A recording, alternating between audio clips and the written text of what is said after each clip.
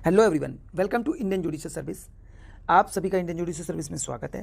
देखिए, आज जो है हम लोग एक स्पेशल वीडियो देखेंगे जो कि संबंधित है यूपी कंसोलिडेशन होल्डिंग एक्ट 1953 से।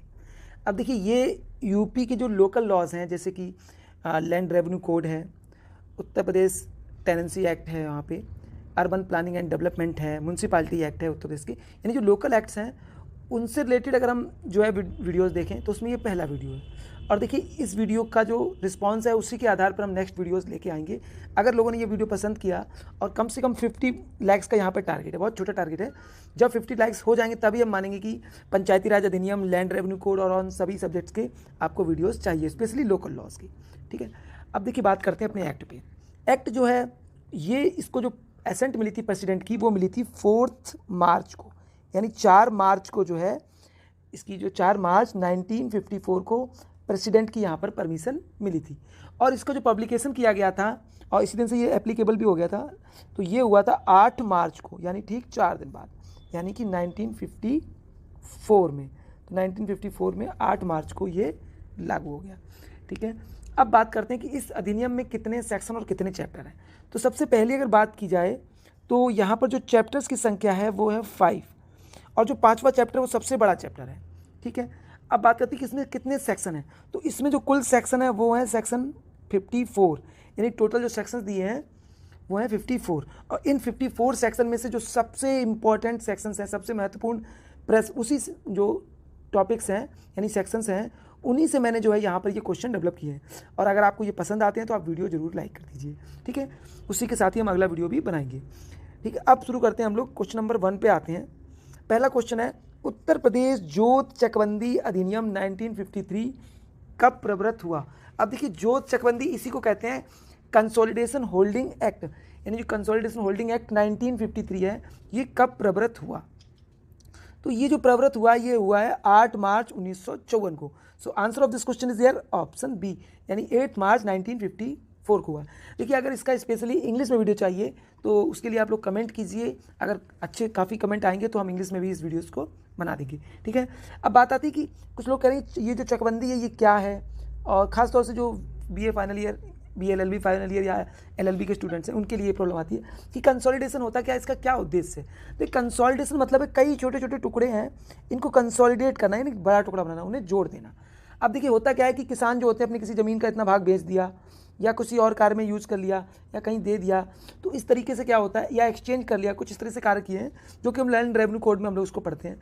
तो उससे क्या होता है कि जो जिनकी जोतें होती हैं उनका जो आकार है वो टेढ़ा मेढ़ा या सुविधाजनक नहीं रहता कृषि से, या छोटे छोटे आकार बन जाते हैं। तो इन्हीं आकारों को ऐसा सुविधाजनक बनाया जाए जिससे एक बड़ा आकार बन जाए, खास तौर से रेक्टेंगुलर फॉर्म में हो, जिससे कि जुताई होना बहुत ही आसान हो जाए, यानी कि 4 भुजाकार होना चाहिए, जिससे कि ट्रैक्टर या मशीनें आसानी से चल सकें।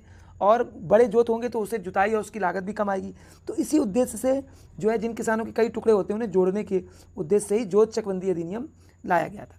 ठीक है, और भी इसके कुछ फ़ायदे थे जिसको हम आगे डिस्कस करेंगे। इसी के साथ नेक्स्ट क्वेश्चन पे आते हैं। उत्तर प्रदेश जोत चकबंदी अधिनियम 1953 में कुल कितनी धाराएं हैं। So how many sections in Uttar Pradesh consolidation holding act 1953। तो कितनी धाराएं हैं इसमें, तो सेक्शंस क्लियरली यहाँ पर है 54 sections are there. So answer हो जाएगा यहाँ पे ऑप्शन ए, यानी कुल 54 धाराएं हैं। और बात करते हैं कितने चैप्टर हैं, तो जो यानी चैप्टर मतलब यहाँ अध्याय, तो कितने अध्याय हैं, तो कुल 5 अध्याय हैं, जिसमें 5वां अध्याय सबसे बड़ा है। ठीक है, नेक्स्ट क्वेश्चन पे आते हैं। उत्तर प्रदेश जोत चकबंदी अधिनियम 1953 में कुल कितने अध्याय हैं, तो बिल्कुल यहाँ पर ऑप्शन सी हो जाएगा, 5 अध्याय दिए गए हैं। नेक्स्ट क्वेश्चन पे आते हैं। क्वेश्चन नंबर 4 है, उत्तर प्रदेश जोत चकबंदी अधिनियम 1953 की धारा 4 की उपधारा 2 के अधीन अधिसूचना का प्रकाशन, यानी देखिए बहुत ही महत्वपूर्ण चीज़ है, यानी धारा 4 का जो 2 क्लॉज है, उपधारा 2 है, सबसेक्शन 2 है, उसकी जो उसमें क्या दिया गया, यानी इसके अनुसार जो है अधिसूचना का प्रकाशन होता है, यानी कि पब्लिकेशन ऑफ नोटिफिकेशन यहाँ पे होता है। पर कोई भूमि जो है भूधृति धारक किसी लिखित अनुमति के सिवाय अपनी जोत या उसके किसी भाग का प्रयोग कृषि, तो देखिए जैसे ही नोटिफिकेशन जारी होता है उसके बाद जो भूमिधारी है, यानी भूमि का धारक है, यानी टेन्योर होल्डर है, वो क्या करता है, अपनी भूमि का जो भाग है, यानी जोत या उसका कोई भाग जो है कृषि कार्य, बागवानी, पशुपालन, जिसमें मत्स्य और मुर्गी पालन केंद्र शामिल हैं, से संबंध ना होने वाले प्रयोजन के लिए नहीं करेगा। यानी कि जो कृषि कार्य के लिए तो वो कर सकता है विदाउट परमिशन के, परंतु उसके सिवा अगर कोई भी कार्य करता है तो उसके लिए परमिशन चाहिए होगी। तो किस अधिकारी की परमिशन चाहिए नोटिफिकेशन कंसोलिडेशन यानी चकबंदी का नोटिफिकेशन जारी होने के बाद। तो क्लियर है, यहाँ पर जो सेटलमेंट ऑफिसर होता है उसकी जो है परमिशन चाहिए होगी। सो आंसर यहाँ पे हो जाएगा चकबंदी बंदोबस्त अधिकारी की परमिशन चाहिए। सो आंसर यार ऑप्शन सी। अब देखिए यहाँ पे कुछ इंपॉर्टेंट चीज़ है कि यहाँ पर ये कब तक रहता है। देखिए जब यहाँ पर धारा 4 का नोटिफिकेशन आता है तो कब तक रहता है, या तो धारा 52 तक रहेगा यानी कि कंसोलिडेशन पूरी हो जाए, या धारा जो है 6(1) के तहत जैसे राज्य सरकार किसी भाग या उससे संबंधित जो नोटिफिकेशन उसे वापस ले लेती है। तो ऐसी परिस्थिति को छोड़कर जो है यहाँ पर कोई भी जो है धारक है, भूधारक है, वो कृषि, बागवानी, पशुपालन, मत्स्य, मुर्गी पालन इनके सिवाय और कोई कार्य नहीं कर सकता। अगर उस ऐसा कार्य करता है तो उसे परमिशन चाहिए होगी चकबंदी बंदोबस्त अधिकारी की। नेक्स्ट क्वेश्चन पे आते हैं। उत्तर प्रदेश जोत चकबंदी अधिनियम 1953 के अधीन कार्रवाइयों में निम्नलिखित में से कौन सा प्रावधान लागू नहीं होता है। तो देखते हैं यहाँ पे कौन सा प्रावधान लागू नहीं होता है। तो देखिए यहाँ पर भारतीय परिसीमा अधिनियम 1901 का जो अध्याय 9-10 लागू होता है। उत्तर प्रदेश भू राजस्व अधिनियम 2001 का अध्याय 9-10 ये भी लागू है, परंतु सिविल प्रक्रिया संहिता का आदेश 21 यानी ऑर्डर 21 जो है वो लागू नहीं होता है। सो आंसर हो जाएगा ऑप्शन सी। ठीक है, तो यही यहाँ पर इंपॉर्टेंट है कि इनसे ज़्यादा रिलीवेंसी नहीं आती। इंपॉर्टेंट यहाँ पर है कि सिविल प्रक्रिया संहिता यानी सिविल प्रोसीजर कोड है, उसका ऑर्डर नंबर 6 जो है एग्जीक्यूशन ऑफ डिक्रीज के बारे में बात करता है जैसे, तो वो लागू नहीं होता है। नेक्स्ट क्वेश्चन पे आते हैं। उत्तर प्रदेश जोत चकबंदी अधिनियम 1953 की धारा 11 रोकती है। तो जो धारा 11 रोकती है वो रोकती है स्वामित्व के जो संबंधी आक्षेप उठाने की जो है, तो ऑब्जेक्शन पर्टेनिंग टू टाइटल यानी कोई टाइटल के विरुद्ध जो आक्षेप उठाता है उनको उठाने से रोकती है। अगर देखा जाए तो ये एक तरीके का रेस जुडिकाटा इसमें दिया हुआ है। सो आंसर हो जाएगा ऑप्शन सी। ठीक है, नेक्स्ट क्वेश्चन पे आते हैं।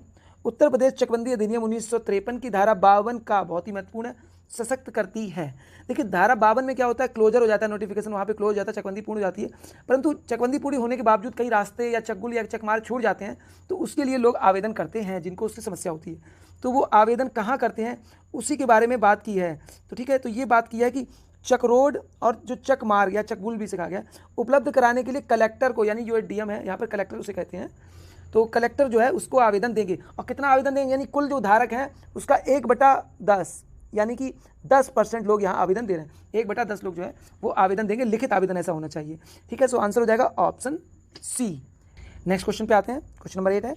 उत्तर प्रदेश जोत चकबंदी अधिनियम जो है 1953 की धारा 52(1) के अंतर्गत नोटिस जारी करने, किस चीज़ का नोटिस है यहाँ पे, ये जो देखिए धारा 4(1) में जो है चकबंदी शुरू होने के लिए नोटिस होता है, पब्लिकेशन ऑफ नोटिस होता है, यहाँ पर क्लोजर का नोटिफिकेशन आता है। ठीक है, नोटिस जो है जारी करने के लिए चकरोड और चकमार्ग के लिए खातेदार द्वारा प्रत्यावेदन देने के लिए धारा 52 का के अंतर्गत कितनी परसीमा दी गई है। यानी यहाँ देखिए नोटिफिकेशन जारी होता है उसके बाद भी लोग चकमार्ग या चकगुल, हिंदी में शब्द प्रयोग किया गया है चकगुल, बहुत ही इंपॉर्टेंट है ये चकगुल। तो चकगुल्स और चकमार्ग के लिए जो है खातेदार आवेदन दे सकते हैं। तो कितने दिनों तक दे सकते हैं, कितने नोटिफिकेशन के बाद, तो नोटिफिकेशन के यहाँ पर 6 माह बाद यानी 6 महीने तक जो है उनको टाइम दिया जाता है कि 6 माह बाद तक वो नोटिफिकेशन मतलब एप्लीकेशन दे सकते हैं। और कितने लोग देंगे, कम से कम 1/10 जो है खाताधारक होने चाहिए। ठीक है, तो इसी के साथ आंसर हो जाएगा ऑप्शन सी। नेक्स्ट क्वेश्चन पे आते हैं। उत्तर प्रदेश जोत चकबंदी अधिनियम 1953 की धारा 52 उपधारा 1 के अंतर्गत विज्ञप्ति जारी होने के बाद कुल खातेदारों के न्यूनतम कितने प्रतिशत खातेदार द्वारा प्रत्यावेदन देने पर, यानी कितने प्रतिशत जो है खातेदार जो होंगे वो एप्लीकेशन देंगे या प्रत्यावेदन देंगे, आवेदन करेंगे, देने पर कलेक्टर, देखिए बहुत इंपॉर्टेंट है यहाँ पे, कौन करता है, कलेक्टर करता है। कलेक्टर चक मार्ग और चक रोड, जिन्हें चकगुल भी कहा है, चक मार्ग चक रोड के संबंध में उपबंध कर सकता है। तो कितना होना चाहिए, कम से कम यहाँ पे 10% होना चाहिए। So answer of this question is there option B, यानी 10%। नेक्स्ट क्वेश्चन पे आते हैं। जोत को आवंटित जोत का क्षेत्रफल चकबंदी निदेशक की अनुज्ञा के बिना उस जोत के कुल मूल क्षेत्र से अधिक नहीं, बहुत ही इंपॉर्टेंट सेक्शन है। देखिए जब क्या होता है कि वहाँ पर जोत आवंटित कर दी जाती है जोत धारकों को, यानी जो भूमिधर होते हैं उन्हें, उसके बाद जो आवंटित की जा रही है भूमि और जो उनकी पूर्ण भूमि थी उसके बीच का जो अंतर है वो 25% से अधिक नहीं होना चाहिए। यानी मूल जो है उससे 25% से अधिक नहीं होगा। यानी क्षेत्रफल और उसकी जो मूल जोत है कि क्षेत्रफल में चकबंदी जो संचालन करने के बाद जो बिना अनुमति के, यानी जो चकबंदी संचालक है तो उसे देखें तो उसके बिना अनुमति के 25% से अधिक का अंतर नहीं आना चाहिए। ठीक है, तो या तो 25% कम या 25% ज़्यादा, यहाँ दोनों ही चीज़ कही गई है। जैसे मान लीजिए कि किसी की जो है प्रॉपर्टी 100 है यहाँ पे, तो यहाँ पर 125 से ज़्यादा नहीं हो सकती है, और इसका 25% यानी 25 से कम, यानी कि 75 से कम भी नहीं होगी, यानी मैक्सिमम 25% का अंतर होगा। इससे अधिक होता है तो जो चकबंदी अधिकारी है यानी चकबंदी निदेशक है उसकी परमिशन यहाँ पर चाहिए होगी, यानी जिसे हम कहते हैं यहाँ पे डायरेक्टर ऑफ कंसोलिडेशन। तो इनकी परमिशन चाहिए होगी, उसके बाद ही इसको बढ़ाया जा सकता है। So answer of this question is here option C, 25%। Next question पे आते हैं। उप निदेशक चकबंदी के अनुज्ञा के बिना चकबंदी योजना के अंतर्गत जोतदार को कितने चक आवंटित होते हैं? देखिए, सबसे पहले तो ये किया जाता है कि ज़्यादा ज़्यादा बड़ा से बड़ा चक दिया जाए और कोशिश की जाए एक चक दिया जाए, परंतु अगर ऐसा संभव नहीं है तो जो उप निदेशक है चकबंदी का यानी डिप्टी डायरेक्टर ऑफ कंसोलिडेशन है, तो उसकी परमिशन के बिना 3 से अधिक चक नहीं दी जाएंगे, यानी 3 दिए जा सकते हैं मैक्सिमम, या उससे अधिक नहीं, उससे अधिक तभी दिया सकते जब इनकी परमिशन मिलेगी उप निदेशक चकबंदी अधिकारी की। ठीक है, तो आंसर हो जाएगा 3 चक। सो ऑप्शन बी यहाँ पर करेक्ट हो जाता है। नेक्स्ट क्वेश्चन पे आ जाते हैं। और देखिए, ये जो इसका जो उपबंध दिया है ये कहाँ पे दिया है? तो ये जो उपबंध दिया है ये दिया है सेक्शन 19E जो है उसका प्रोविज़ो है, तो जो प्रोविज़ो दिया है उसमें दिया गया है ये। ठीक है, और इसमें कौन अधिकारी होता है? DDC रहता है। ठीक है, deputy director of consolidation. Next देख लेते हैं। उत्तर प्रदेश चकबंदी अधिनियम की किस प्रावधान के तहत किसी गांव में अधिसूचना जारी के पश्चात चकबंदी का संचालन पूरा किया जाता है? तो चकबंदी का जो संचालन होगा वो कौन सी धारा में पूरा हो जाता है? धारा 52 में। जैसे हम लोग पहले भी डिस्कस कर चुके, धारा 52 जो है चकबंदी का संचालन पूरा कर देती है। उसके बाद सिर्फ धारा 52 का बच जाता है, जिसमें कि चकगुल और चकमार के लिए जो है कम से कम 1/10 जो होंगे खाता धारक वो एप्लीकेशन देते हैं कलेक्टर को, तब उसके लिए ज़मीन दी जा सकती है। ठीक है, so answer of this question is here option B. Next question पे आते हैं। चकबंदी के संचालन के आरंभ पर बाद में उपसमन के लिए प्रावधान दिया। देखिए, उपसमन के लिए जो प्रावधान दिया गया है वो अगर हम देखें तो वो दिया है धारा 5 की सब सेक्शन 2 का ए में। ठीक है, तो इसमें कहा गया the court proceeding which are pending abated, यानी जो भी कोर्ट प्रोसीडिंग्स हैं पेंडिंग पड़ी हुई है वो अबेट कर दी जाती हैं। ठीक है, तो अबेट करने यानी उपशमन हो जाती हैं। न्यायालय के अंतर्गत जो प्रक्रियाएं स्टे पे लगी हुई हैं, रुकी हुई हैं, चल रही थी, तो उनको वहाँ पर क्या करते हैं? पेंडिंग प्रक्रियाओं को, रुकी प्रक्रियाओं को क्या करते हैं? उपशमन कर दिया था, यानी उसको अबेटेड कर दिया था। तो मेन वर्ड है यहाँ पे अबेटेड याद रखिए, हिंदी में उपशमन, तो अबेटेड हो जाता है। ठीक है, कहाँ दिया है? तो वो धारा 5 के सब सेक्शन 2 का ए में है। सो आंसर ये हो जाएगा ऑप्शन बी। नेक्स्ट क्वेश्चन पे आते हैं। चकबंदी निदेशक शक्तियां प्रयोग करता है, तो जो चकबंदी निदेशक है वो शक्तियां कैसी प्रयोग करता है? देखिए, दोनों पावर उसको दी गई हैं। सबसे पहले तो उसकी जो पावर है 48 में है। ठीक है, और 48 में पावर दी है, उसमें 2 पावर हैं उसको मिली हैं। एक तो मिली है रिवीजन की पावर। ठीक है, तो रिवीजन की पावर और रेफरेंस की पावर यहाँ पर, यानी रेफरेंस, तो रेफरेंस दोनों ही पावर यहाँ पर उसको दी है अंडर सेक्शन 48 में। किसको दी है? चकबंदी निदेशक को। ठीक है, यानी कंसोलिडेशन डायरेक्टर उसको दी गई। तो कौन सी पावर है? समीक्षा करने की और संदर्भ दोनों करने की, यानी रिवीजन और रेफरेंस दोनों है। सो आंसर हो जाएगा ऑप्शन सी। नेक्स्ट क्वेश्चन पे आते हैं।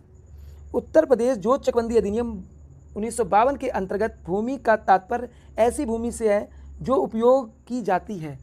ठीक है, तो देखिए ये यहाँ पे गलत है, इसको काट देते हैं। तो उत्तर प्रदेश की क्वेश्चन जो है ये है धारा 3 के सबसेक्शन 5 से। तो धारा 3 का जो सबसेक्शन 5 है ये होल्डिंग की बात करता है, यानी कि भूमि की बात करता है। तो जो भूमि है वो उसमें यहाँ पर कृषि कार्य के लिए भी दिया है। ठीक है, गृह जोत का हिस्सा जो है उसमें विक्रय के विवेक के भी दिया है, उद्यानकरण के लिए, बाग के लिए, कुएं के लिए, इस तरह की सभी जो है भूमियों के लिए उसमें वो बंद दिया है। देखिए, अगर हम इसको सेक्शन को पढ़ते हैं तो इसमें लैंड शब्द जो है यानी कि भूमि से तात्पर्य है। तो भूमि से तात्पर्य इसमें ऐसी भूमि से है जिसका उद्देश्य एग्रीकल्चर यानी एग्रीकल्चर से संबंधित है, या हॉर्टिकल्चर, तो हॉर्टिकल्चर हो जाएगा यहाँ पे हॉर्टिकल्चर, या एनिमल हस्बेंड्री, जिसमें एनिमल हस्बेंड्री में पीसीकल्चर यानी मत्स्य पालन और पोल्ट्री यानी मुर्गी पालन, कुक्कुट पालन, दोनों ही इसमें शामिल हैं। साथ ही जो साइट होल्डिंग हाउस और उससे सिमिलर उसी तरह स्ट्रक्चर है घरेलू, वो भी इसमें शामिल हो जाते हैं। बाकी जो नदियाँ, मतलब यहाँ पर ट्रीज़ हैं, कहीं ट्री लगे हुए हैं, या वेल्स हैं, तो जो कुएँ हैं वो सभी भूमि शब्द में आ जाते हैं। बाकी आप इस सेक्शन को पढ़ लीजिएगा, सेक्शन जो है 3 का सबसेक्शन 5। तो ठीक है, ये यहाँ पर लैंड की बात करता है। तो देखिए, पहला भी हो जाएगा, दूसरा भी हो जाएगा, तीसरा भी हो जाएगा, तो ये सभी हो रहे हैं, तो इसलिए इसका आंसर इसमें से कोई नहीं हो सकता। मतलब ये क्वेश्चन एक तरीके से यहाँ पे थोड़ा सा डिफॉल्ट हो गया है, अदरवाइज इसमें ऑप्शन ऑल हो जाना चाहिए था। ठीक है, ऑल ऑफ द अबव, ये यहाँ नहीं रहता। तो ठीक है, नेक्स्ट क्वेश्चन पे आते हैं। बाकी फर्दर डिस्कशन के लिए हम लोग कमेंट बॉक्स ओपन है, सभी लोग वहाँ पर कमेंट कर सकते हैं। नेक्स्ट क्वेश्चन पे आते हैं। उत्तर प्रदेश जोत चकबंदी अधिनियम 1953 का कौन सा प्रावधान इस अधिनियम के अंतर्गत जिस अधिकारों का विरोध किया जा सकता था अथवा किया जाना चाहिए था के संबंध में दावों को ग्रहण करने के लिए दीवानी, बहुत ही महत्वपूर्ण, दीवानी या माल न्यायालय यानी गुड्स के लिए गुड्स कोर्ट के अधिक्षेत्र पर रोक लगाता है। तो बिल्कुल देखिए यहाँ पर एक तरीके से देखा जाए तो रेस जुडिकाटा लग रहा है कि एक बार जो मामला उठाया जाता है आपने वो नहीं उठाया तो अब उसको नहीं उठा सकते हैं। तो ये चीज़ कहाँ दी है, तो ये चीज़ जो है वो दी है सेक्शन 49 में। सो आंसर हो जाएगा ऑप्शन सी। ठीक है, नेक्स्ट क्वेश्चन पे आते हैं। उत्तर प्रदेश जोत चकबंदी अधिनियम 1953 की धारा 6 के अंतर्गत अधिसूचना का प्रभाव, तो जो उत्तर प्रदेश की इसका अधिसूचना का जो प्रभाव है वो क्या होगा, तो यानी जो क्षेत्र को चकबंदी प्रक्रिया के अधीन ना रहना। ठीक है, यानी कि देखिए धारा 4 में तो जो वहाँ पे तो चकबंदी प्रक्रिया नोटिफिकेशन आता है तो लागू हो जाती है, परंतु जो धारा 6 है इसमें राज्य सरकार क्या करती है, किसी विशेष क्षेत्र से नोटिफिकेशन वापस ले लेती है या पूरा नोटिफिकेशन वापस लेने की पावर दी है। यानी जो क्षेत्र है चकबंदी प्रक्रिया के अधीन ना रहना, तो वो क्षेत्र जहाँ से नोटिफिकेशन विड्रॉ कर लिया जा रहा है तो उसके बारे में धारा 6 बात करती है, तो वहाँ नहीं रहेगा। तो आंसर हो जाएगा ऑप्शन बी। देखिए क्वेश्चन नंबर 18 पे आते हैं। जो चकबंदी अधिनियम 1953 के अंतर्गत सिद्धांत कथन के विरुद्ध आपत्तियों का निर्णय किसके द्वारा किया जाता है। ठीक है, अब देखिए जो स्थान यानी सिद्धांत कथन है वो कहाँ पे दिए, अगर हम लोग देखें तो जो स्टेटमेंट ऑफ प्रिंसिपल होते हैं उनको कौन बनाता है, एसीओ बनाता है। ठीक है, तो प्रिपरेशन किसके द्वारा किया था, एसीओ के द्वारा किया था, असिस्टेंट कंसोलिडेशन ऑफिसर। और किस धारा में करता है, ये करता है सेक्शन 8A में, अगर हिंदी में बोले तो यहाँ पर 8 का जो है 8 का में करता है। ठीक है, अब स्टेटमेंट ऑफ प्रिंसिपल देखिए, जैसे कि नोटिफिकेशन जारी हो जाता है, नोटिफिकेशन जारी जो होगा उसके बाद उसका प्रभाव क्या होगा, तो नोटिफिकेशन देखिए धारा 4 में नोटिफिकेशन जारी हो जाता है, उसके बाद सर्वे शुरू हो जाते हैं, उसका प्रभाव होता है, जो भी मैटर जहाँ चल रहे हैं वो सब हट जाते हैं, विलेज मैप और सब चीज़ तैयार की जाती हैं। उसके बाद जो है क्या करते हैं कि यहाँ पर जो भी इस तरह के नोटिफिकेशन के बाद उसको कैंसिल धारा 6 में किया जा सकता है, और जो कि राज्य सरकार या फिर किसी भाग या उसके पूरे पार्ट को कर सकती है। ठीक है, अब बात आती है कि उसके बाद जो है मोस्ट इंपॉर्टेंट है कि धारा जो है 8 का में देखिए, उससे पहले अगर देखा जाए तो फील्ड बुक और रिवीजन इन सब का मैनुअल रिपोर्ट वो सब बनाया जाता है 8 में। अब बात है कि 8 का क्या कहता है, अब 8 का जो है वो स्टेटमेंट ऑफ प्रिंसिपल कहता है कि इसमें एसीओ इसको बनाता है, और किसके लिए बनाएगा कि ज़मीन जो है अलॉट की जाएगी तो किसको की जाए, प्रेफरेंस किसको दिया जाए, तो हरिजन है, लैंडलेस पर्सन है, उनको उसमें प्रेफरेंस दिया जाएगा, यानी उनके लिए कुछ ज़मीन बचाई जाए, उनको उसमें मिले वरीयता दी जाए, या इस तरीके से पब्लिक यूटिलिटी की है उसमें से ज़मीनें ना काटी जाए या उसको बचाया जाए, उसके लिए ज़मीन दी जाए। तो जो इस तरीके के डिडक्शन होते हैं तो वो डिडक्शन करके कंट्रीब्यूट करके जो है पब्लिक यूटिलिटी, गाँव सभा की ज़मीनें, इन सब में थोड़ा सा इसको कंट्रीब्यूट किया जाता है। ठीक है, ये सब आते हैं आपके स्टेटमेंट ऑफ प्रिंसिपल में, जो कि सेक्शन 8A में दिया है। ठीक है, एसीओ बनाता है। अब आता है किसके, इसमें आपत्तियाँ आ जाती तो क्या होता है, तो आपत्तियों की जो रिपोर्ट तैयार करेगा, यानी जो रिपोर्ट होगी वो रिपोर्ट यहाँ पर कौन तैयार करता है, वो यहाँ पर एसीओ ही तैयार करेगा। ठीक है, और ऐसी रिपोर्ट किसको भेज देगा, तो जो ऐसी रिपोर्ट बनाएगा एसीओ वो भेजेगा सीओ को। ठीक है, सीओ को कंसोलिडेशन को ऑफिसर को भेज देगा, और वही इसका निस्तारण करेगा, जो भी आपत्तियाँ होगी उनको वो सॉल्व कर देगा। ठीक है, सो यहाँ पर जो आंसर हो जाएगा वो हो जाएगा चकबंदी अधिकारी, यानी कि ऑप्शन जो है सी। अब देखिए जो रिपोर्ट तैयार की जाती है उसमें चकबंदी समिति होती है, इसकी भी राय ली जाती है। ठीक है, तो ये चीज़ आती है। बाकी अगर किसी को कोई डाउट है तो कमेंट बॉक्स में कमेंट करिए, क्योंकि ये MCQs का वीडियो है, इसमें अगर हम ज़्यादा डिस्कस करेंगे तो काफ़ी लंबा वीडियो हो जाएगा। नेक्स्ट क्वेश्चन पे आ जाते हैं। क्वेश्चन नंबर 19, उत्तर प्रदेश जोत चकबंदी अधिनियम 1953 की किस धारा के अंतर्गत रचनात्मक पूर्ण न्याय यानी कि प्रांग न्याय की बात की है, तो ये कंस्ट्रक्टिव रेस जुडिकाटा है का सिद्धांत निहित है। देखिए जो कंस्ट्रक्टिव रेस जुडिकाटा का जो सिद्धांत है वो दिया गया है सेक्शन 11 क में, यानी 11A में दिया गया है। यहाँ ये लिखा है तो चलिए इसको 11A ही मान लेते हैं हम। तो 11A में कंस्ट्रक्टिव रेस जुडिकाटा का जो है सिद्धांत दिया है। ठीक है, अब देखिए इसमें कहा क्या गया है, तो इसमें क्या गया कि बार ऑन ऑब्जेक्शन, अगर देखें हम लोग बार ऑन ऑब्जेक्शन, ठीक है, यानी कि यहाँ आपत्तियों पर रोक लगाई गई है, क्योंकि अगर आपत्तियाँ होती रहेंगी तो फिर तो चकबंदी हो ही नहीं पाई, संभव ही नहीं होगी। तो उसके लिए ये प्रोविज़न यहाँ पर डाला गया, जिसमें कोई क्लेम ऑफ लैंड है, पार्टीशन ऑफ ज्वाइंट होल्डिंग है, इस तरीके से यहाँ पर दिया है। ठीक है, सो आंसर हो जाएगा ऑप्शन ए, धारा 11 का, यानी यहाँ पर आ लिखा है तो इसको का समझ लीजिए, हम का लिख देते हैं, तो धारा 11 का हो जाएगा। सो आंसर यार ऑप्शन ए। नेक्स्ट क्वेश्चन पे आते हैं। निम्नलिखित में से कौन सा वाद या कार्रवाई उत्तर प्रदेश जोत चकबंदी अधिनियम की धारा 5 के अंतर्गत इस अधिनियम की धारा 4(2) के अंतर्गत विज्ञप्ति जारी होने पर उप शामिल नहीं होता है, तो कौन से शामिल नहीं होती है, तो बिल्कुल यहाँ पर ऐसे किसी अन्य अधिकार के जिनके संबंध में इस अधिनियम के अधीन कार्रवाई की जा सकती है या की जानी चाहिए। ठीक है, प्रत्यापन या निर्णय हेतु वाद या कार्रवाई का। ठीक है, तो आंसर हो जाएगा ऑप्शन सी यहाँ पे। ठीक है, तो ये उपसम्मित नहीं होंगे, और क्योंकि इनका कार्रवाई इस अधिनियम के तहत हो सकती है तो ये यहाँ चलते रहेंगे। ठीक है, फाइनल क्वेश्चन है यहाँ पे, क्वेश्चन नंबर 21 देख लेते हैं। ये भी वैसे हम लोग इसको डिस्कस भी कर चुके हैं। खाताधारकों की कुल संख्या का वह न्यूनतम प्रतिशत क्या है जिसके प्रतिनिधित्व पर उत्तर प्रदेश जोत चकबंदी अधिनियम 1953 की धारा 52 का, ये धारा याद कर लीजिए, जिसमें कि लोग चकबुल या चकमार के लिए जो है आवेदन करते हैं कलेक्टर के पास। ठीक है, कि उपधारा 1 के अंतर्गत विज्ञप्ति के पश्चात कलेक्टर चकरोड या चकगुल प्रदान कर सकता है। तो कितने लोग का आवेदन चाहिए यहाँ पर, तो 10% यहाँ पर दिया है। सो आंसर हो जाएगा ऑप्शन सी। इसी के साथ इस वीडियो को हम लोग समाप्त करते हैं। भाई वीडियो पसंद आया है तो आप इसे लाइक कर दीजिए। देखिए आप लाइक करेंगे तो मैं उसमें थोड़ा सा मेहनत करूंगा, कोशिश करूंगा कि इसको और अच्छा किया जाए और अच्छे अच्छे क्वेश्चन यहाँ से लोकल लॉ से भी लेके आए जाए यूपी से, जिससे हम लोग की तैयारी और अच्छे से हो सके। और साथ ही जो वीडियो को और अपने फ्रेंड्स और रिलेटिव्स को शेयर कर दीजिए, जिससे कि ये वीडियो और ज़्यादा लोगों तक पहुंच सके और सभी को इन्फॉर्मेशन मिल सके। और अगर आपने अभी तक हमारे चैनल को सब्सक्राइब नहीं किया है तो चैनल सब्सक्राइब कर लीजिए। और इस वीडियो का जो PDF है ये हम टेलीग्राम ग्रुप में डाल देंगे। टेलीग्राम ग्रुप को ज्वाइन करने का लिंक डिस्क्रिप्शन में दिया हुआ, वहाँ से जाकर आप उसको ज्वाइन कर सकते हैं। Thank you for watching Indian judicial service.